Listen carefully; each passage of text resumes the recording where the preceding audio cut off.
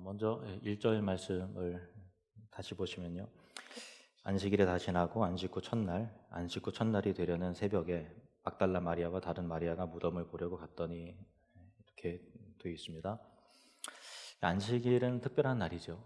하나님의 날인데 우리는 그 의문을 품어야 합니다. 왜 안식일에 부활하지 않고 안식일이 다 지난 다음에 안식 후 첫날 그렇게 부활을 하셨을까? 그 이유가 뭘까? 그런 생각을 질문을 갖게 됩니다. 구약의 개념으로는 안식일이 제 7번째 날입니다. 우리는 월화수목금토일 이렇게 그 요일의 개념을 가지고 있지만 유대인의 개념으로는 일, 월화수목금토 이렇게 요일 계산을 해요. 그래서 안식일이면 7번째 날이죠. 제7일이 바로 안식일입니다. 그래서 토요일의 개념이 원래 율법적 개념으로서의 안식일인 것입니다. 왜냐하면 하나님께서 엿새 동안에 이 세상을 창조하셨고 7번째 날에 안식을 누리셨기 때문에 그렇습니다. 그래서 그날을 특별히 구별하셨고 또 거룩하게 지키라고 명하셨죠. 창세기 2장 1절에서 3절 말씀입니다. 창세기 2장 1절에서 3절 같이 읽겠습니다. 시작. 천지와 만물이 다 이루어지니라. 하나님이 그가 하시던 일을 7째 날에 마치시니 그가 하시던 모든 일을 그치고 7째 날에 안식하시니라. 하나님이 그 7째 날을 복되게 하사 거룩하게 하셨으니 이는 하나님이 그 창조하시며 만드시던 모든 날을 마치시고 그날에 안식하셨음이니라. 아멘. 근데 우리가 기억하는 것은 성경의 역사가 안식하셨다 하는 것으로 모든 것이 마무리되는 게 아니잖아요. 그 이후에 사건이 일어나잖아요. 그것을 주목을 해야 되는 거죠. 어떤 일이 일어났습니까? 아담과 하와가 뱀의 꾀임을 받아서 선악과를 따먹고 하나님께 등을 돌렸죠. 타락하여 범죄하게 되어서 죽음을 비롯한 여러 형벌과 저주 아래에 우리 인간이 놓여지게 되었습니다. 그러나 하나님께서 그런 우리를 사망과 지옥의 권세에서 죽도록 버려두지 않으시고 우리를 구원하실 계획과 그 일들을 펼치시는 내용이 성경의 기록이죠. 그러니까 성경은 제7일의 안식일의 역사로 마무리되는 것이 아니라 그 이후에 이루어질 내용들이 있다라는 것입니다.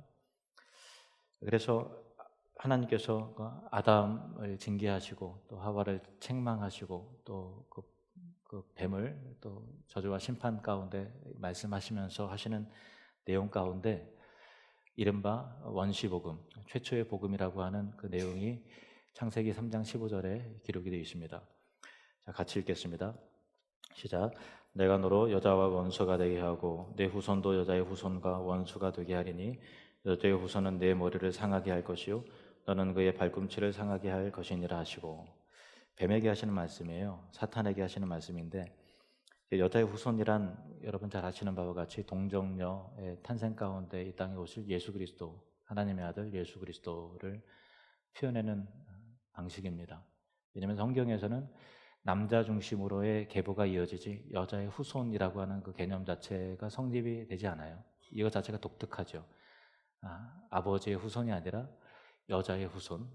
그래서 남자를 알지 못하는 동정녀로부터 오시는 그 후손이 뱀의 머리를 밟을 것이다.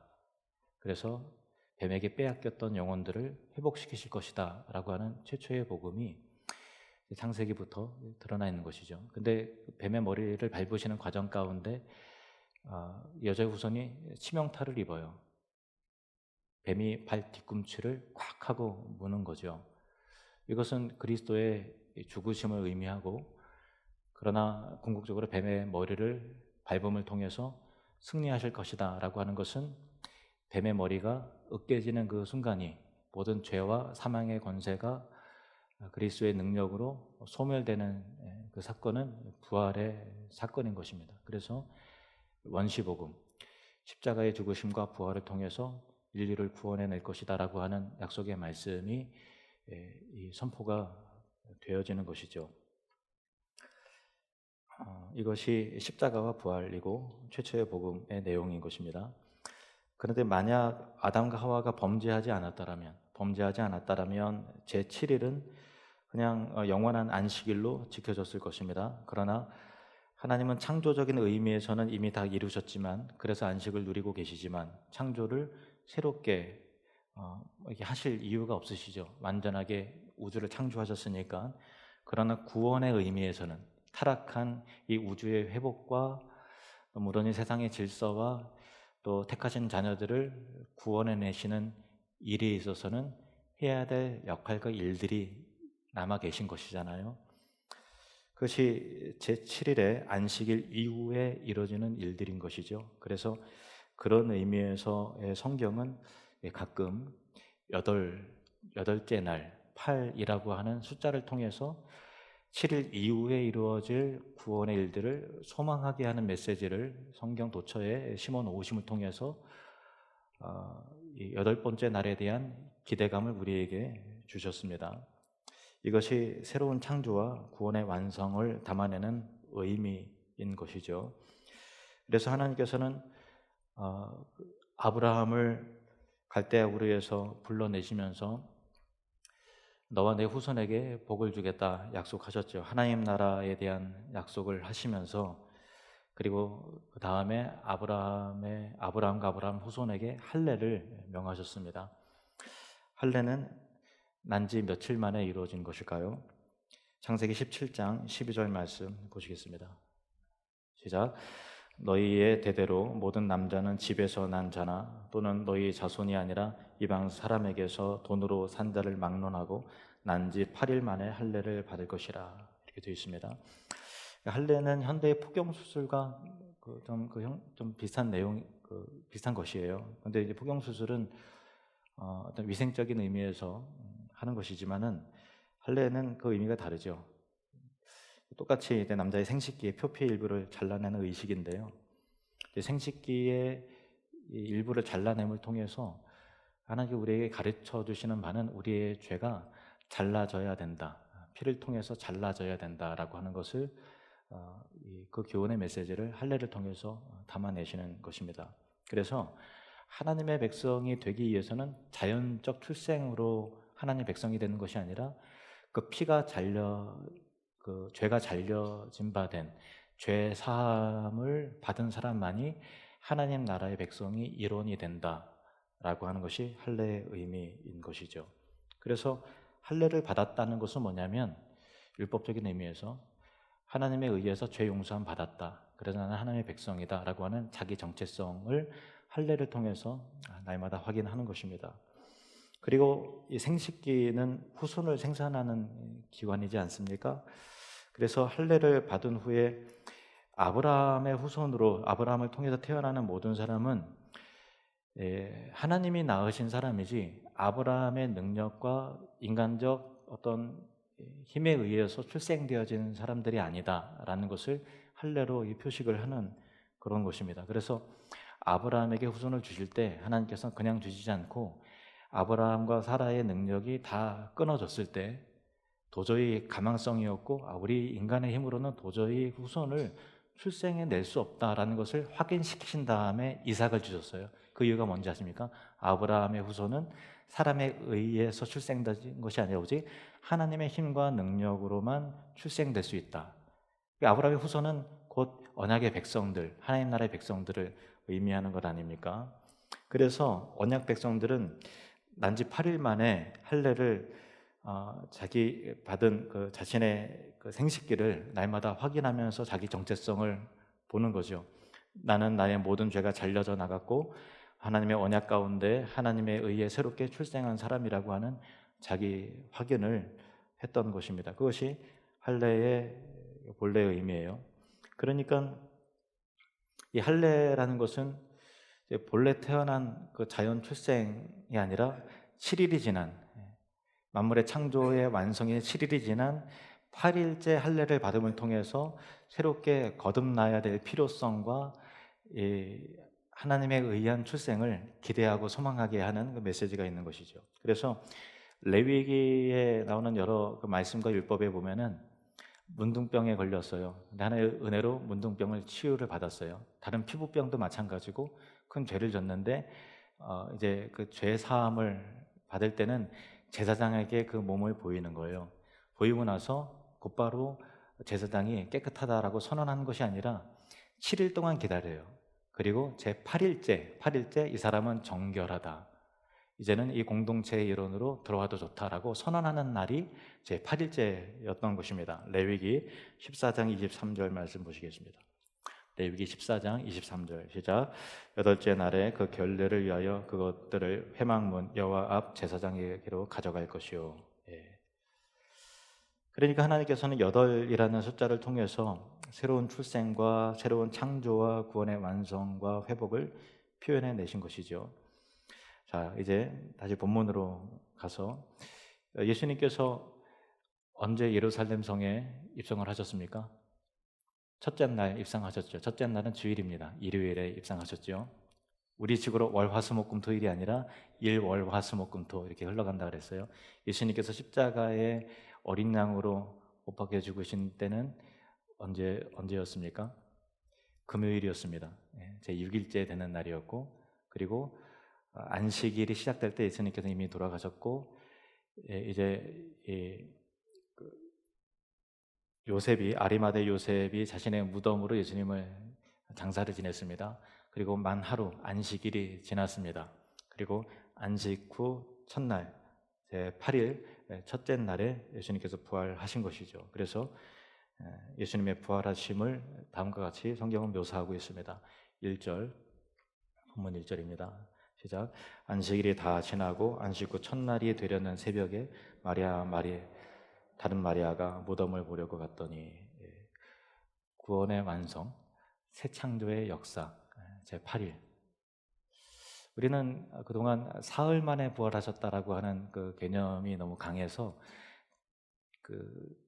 제 8일째 부활하신 3일 만에 부활하셨지만 죽으신 지 3일 만에 부활하셨지만 3이라고 하는 의미도 또 깊은 의미가 있어요. 그건 나중에 시간이 될 때 설명을 드리겠습니다만은 제 8일째 예수님께서는 부활을 하셔서 주일에 안식 후 첫날 그 주일에 부활하심으로 사망의 권세를 이기신 승리와 구원과 새로운 창조를 이루신 것이죠. 그래서 어떤 사람들은 참 성경을 잘 알지 못하기 때문에 오해하기를 과거의 율법의 개념에 창조적 의미에서의 구원, 창조적 개념으로서의 율법에 갇혀 있어서 안식일이 토요일인데 왜 우리는 주일날 예배하지 않고 왜 토요일에 예배하지 않고 주일날 예배하느냐 그렇게 묻고 또 그런 교리를 또 가르치는 또 이상한 교회도 있습니다만은 잘 몰라서 그런 것이고요. 우리에게 중요한 것은 이 창조의 의미에서의 제7일이 중요한 것이 아니라 우리의 모든 사망 권세를 이기시고 구원해내신 부활의 날이 중요하죠. 그것이 구원의 핵심이고 예수 그리스도께서 이 땅에 오신 가장 결정적 이유 아니겠습니까? 그래서 초대교회의 전통을 따라서 예수님의 부활의 날인 주일에 모든 정상적인 기독교는 그래서 주일에 일요일에 예배를 드리는 것이죠. 그래서 진정한 안식일의 완성, 안식일의 주인이 예수 그리스도 아닙니까? 어떤 요일의 개념일보다도 안식일의 주일이신 예수 그리스도께서 다시 사신 주일에 우리는 예배를 하는 것이고, 그런 의미에서 본다면 매 주일이 바로 부활절입니다. 매 주일이 부활절이고 매 주일마다 우리는 부활하신 주님을 기뻐하고 우리의 부활을 또 소망하는 것이죠. 그러면 예수님의 부활이 왜 중요할까요? 왜 중요할까? 아까 서두에 말씀드렸다시피 첫사람 아담의 범죄로 인해서 모든 재앙과 또 죽음과 모든 파괴가 우리 인간 세계 가운데, 우리 내면 가운데 이루어지지 않았습니까? 모든 저주와 심판과 불행이 그때 시작이 된 것이죠. 그래서 하나님께서 약속하신 구원이라고 하는 것은 그냥 단지 행복해지고 또 병 고침 받고 또 그냥 이렇게 성공적인 인생을 살고 날마다 행복하고 하는 그것을 말하는 것이 아니라 우리를 묶고 있는 죄와 사망의 권세, 지옥의 권세로부터, 마귀의 권세로부터 우리를 해방시키는 그 구원이 진짜 구원이고 구원의 본질인 것입니다. 고린도전서 15장 20절 말씀을 보시겠습니다. 고린도전서 15장 20절 시작. 그러나 이제 그리스도께서 죽은 자 가운데서 다시 살아나사 잠자는 자들의 첫 열매가 되셨도다. 아멘. 첫 열매가 되셨다. 부활이 우리의 첫 열매다라는 것입니다. 첫 열매라는 것은 두 번째와 세 번째 열매를 예고하는 것 아닙니까? 예를 하나 들면 어떤 나무에서 열매가 맺혀지기 전까지 무슨 나무인지 몰랐어요. 그러면 첫 열매가 사과가 열렸어요. 그러면 우리는 그 나무가 사과나무구나 알 수 있게 되죠. 그죠? 그리고 두 번째, 세 번째는 어떤 기대를 합니까? 두 번째 열매, 세 번째 열매도 사과가 열리겠구나. 확률에 대한 것이 아니라 당연한 상식으로 받아들이죠. 두 번째 열매를 포도를 기대하거나 또 뭐 배를 기대하거나 감을 기대하는 사람은 아무도 없을 거예요. 첫 번째 열매가 포도라면 뒤 이어서 나오는 열매도 당연히 포도겠죠. 예수 그리스도께서 부활하셨는데 그것이 첫 열매래요. 그러면 두 번째, 세 번째 이어서 나오는 저와 여러분의 장차 맺게 될 열매 또한 확률적으로 부활할 거야 라는 것이 아니라 마땅한 사실로서 이루어진 확보된 결과로서의 부활이 우리에게 약속된 것이죠. 저와 여러분은 그리스도와 함께 그리스도와 같이 부활하게 될 것입니다. 그것이 진정한 구원이죠. 그 부활이 없다면 우리의 구원이라고 하는 것은 그냥 추상적인 거에 불과한 거예요. 교회 다니면 좋다, 위로받는다, 사랑을 누릴 수 있다. 근데 그건 사실은 아무것도 아니에요. 진정한 구원이란 것은 영생을 얻고 누리는 것입니다. 하나님 나라에 들어가는 것입니다. 그 첫 열매로서 예수 그리스도께서 부활하신 것이죠. 그래서 그가 다시 살아나셨다라고 하는 것은 마귀에게 종이 되어서 지옥으로 가는 우리를 해방시키시고 우리의 부활과 또 우리의 영생과 새 창조의 첫 열매로서의 예고였던 것이죠. 이제 마지막으로 한 가지 더 생각해 볼 주제가 있습니다. 예수님께서 이와 같은 의미에서 안식구 첫날 3일 만에 그리고 제 8일째 되는 날 주일에 부활하셨고요. 천사들이 내려와서 예수님께서 묻히셨던 돌을 굴러내어서 빈 무덤을 여인들에게 보여주고 있습니다. 이 천사들이 돌을 굴려낸 것은 예수님을 나오시게 하기 위함이 아니라 예수님이 궁금해서 온 여인들에게 예수님의 부활하셨음을 빈 무덤을 통해서 그 증거로 보여주기 위함이었던 거예요.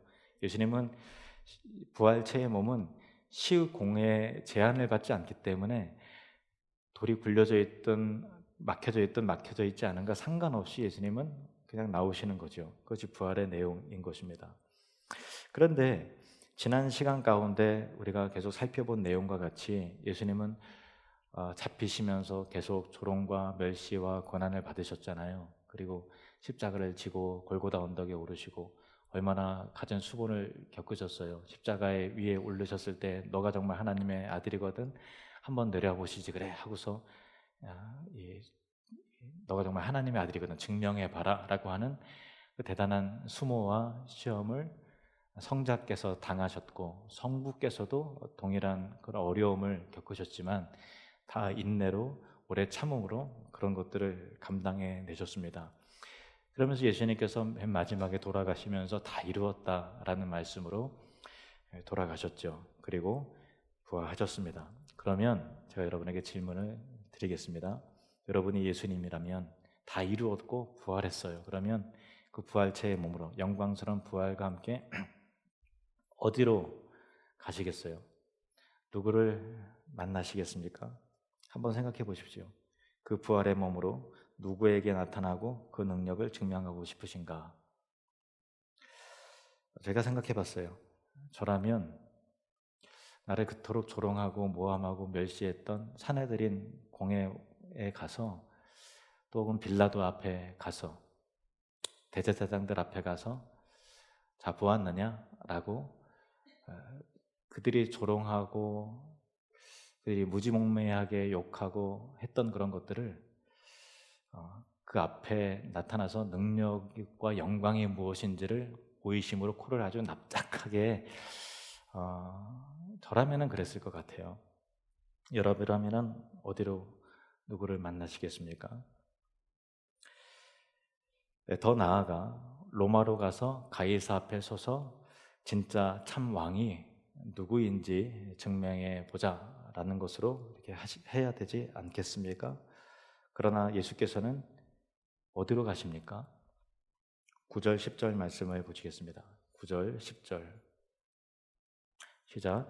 예수께서 그들을 만나 이르시되 평안하냐 하시거늘 여자들이 나아가 그 발을 붙잡고 경배하니 이에 예수께서 이르시되 무서워하지 말라 가서 내 형제들에게 갈릴리로 가라 하라 거기서 나를 보리라 하시니라. 아멘. 갈릴리로 가라 거기서 나를 보리라 이렇게 말씀하고 계세요. 예수님께서 부활하시고 살아나신 후에 갈릴리로 가신다는 말씀은 사실은 지금 처음 하신 말씀이 아니라 잡히시기 직전에 이미 말씀하셨던 거예요. 한번 볼까요? 마태복음 26장 31절에서 34절 말씀입니다. 31절에서 34절 시작. 그때 예수께서 제자들에게 이르시되 오늘 밤에 너희가 나를 버리리라 기록된 바 내가 목자를 치리니 양의 떼가 흩어지리라 하였느니라. 그러나 내가 살아난 후에 너희보다 먼저 갈릴리로 가리라. 32절만 다시 한번 읽어요. 시작. 그러나 내가 살아난 후에 너희보다 먼저 갈릴리로 가리라. 33절 베드로가 대답하여 이르되 모두 주를 버릴지라도 나는 결코 버리지 않겠나이다. 예수께서 이르시되 내가 진실로 내게 이르노니 오늘 밤 닭을기 전에 내가 3번 나를 부인하리라. 예수님께서 잡히시고 죽게 되고 너희는 나를 배반하여 흩어지게 될 거리라 라고 하는 그 얘기가 너무 강렬하게 다가와서 내가 다시 살아나고 살아난 후에 갈릴리로 너희보다 먼저 갈릴리로 가리라 라고 하는 것이 제자들에게는 안 들렸던 거예요. 여러분에게는 들렸어요? 여러분은 이 수많은 구절을 읽으면서 내가 살아난 후에 갈릴리로 가리라 라는 것에 대해서 눈여겨보신 적이 있어요? 그냥 베드로의 얘기와 십자가의 얘기가 뒤엉켜갖고 살아난 후에 갈릴리로 가리라고 하는 것은 들었는지 안 들었는지 전혀 기억이 없지 않습니까? 이것이 우리의 연약함이에요. 우리도 그랬듯이 제자들도 아마 그랬을 것입니다.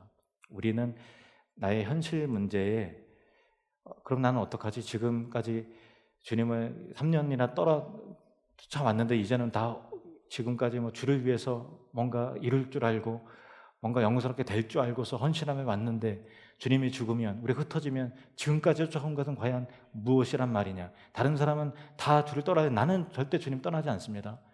이게 자기의 상황과 현실에 딱 골몰한 나머지 내가 다시 살아나게 될 것이다. 살아난 후에 갈릴리에 가서 너희를 만날 것이다 라고 하는 말씀이 귀에 안 들리는 거예요. 여러분, 부활의 메시지와 여러분에게 정말 하나님께서 하시려는 메시지가 귀에 들려지는 은혜가 있으시기를 바랍니다. 예수님은 로마로 가시는 것도 아니고 사내들인 공회원의 코를 납작하게 만들기 위해서 그거를 찾아가시는 것도 아니고 갈릴리로 가신다고 하는 것입니다. 예수님의 십자가가 우리의 생각과 전혀 다른 내용이듯이 부활하신 예수님 역시도 우리의 기대와 우리가 나라면 이렇게 할 텐데 라고 하는 스토리와 전혀 다른 방향으로 예수님께서 부활 이후도 그렇게 이끌어 가시는 것을 볼 수 있는 것입니다.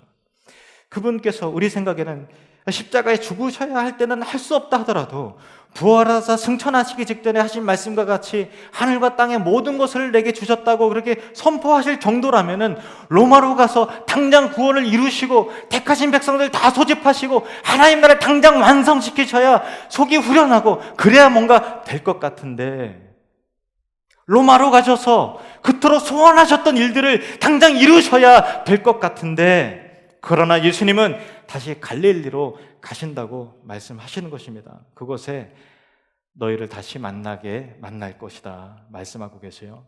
그곳에서 무엇을 하십니까? 갈릴리 그곳에서 낙심한 제자들을 다시 회복시키십니다. 그곳에서 회복된 제자들을 통해서 그 공동체를 교회로 세워 나가십니다. 부활을 통해서 이루신 새로운 창조와 영광과 구원의 능력을 모든 사람들에게 그 능력으로 강제로 믿게 하여서 선물 세트 나눠주듯이 그렇게 우리 생각에 효율적인 방법으로 하시는 것이 아니라 제자들을 회복시키시고 교회를 세우시고 교회를 통해서 복음으로 전도로 선교를 통해서 세상의 냉소와 증오와 고난과 핍박과 순교자의 얼룩진 피와 저항이 있지만 그것을 이겨내는 신자의 인내와 성령의 인도하심을 따라서 제자들을 통해서 저와 여러분을 통해서 교회를 통해서 그렇게 이루어내는 것입니다. 그것이 사도행전의 역사입니다. 우리는 우리의 현실 속에서 로마로 곧장 가기를 원할 때가 많은 것 같아요. 저도 그렇고 단 한 번의 능력으로 모든 것을 다 증명하여 해결해서 억울함도 다 풀어버리고 그래서 모든 소원하는 것이 단번에 이루어지기를 기대하는 마음이 있습니다. 십자가에서 내려옴으로 나를 증명해내고 싶은 마음이 있습니다. 부활의 영광이 이제 있으니 십자가는 이제 그만 던져버리고 싶어질 때가 있습니다. 그러나 예수님을 통해서 끝까지 십자가를 지는 것이 무엇인지, 부활하신 예수님이 로마가 아니라 그 누추한 갈릴리로 다시 가심을 통해서 우리는 제자도가 무엇인지를 배우게 되며 자기 부인과 겸손을 알게 됩니다. 십자가와 부활로 세우시는 교회의 소중함을 알게 되는 것이죠. 이것이 기독교의 능력입니다. 저와 여러분이 제자가 되어서 따라가야 될 바로 그 길인 것입니다. 기도하겠습니다.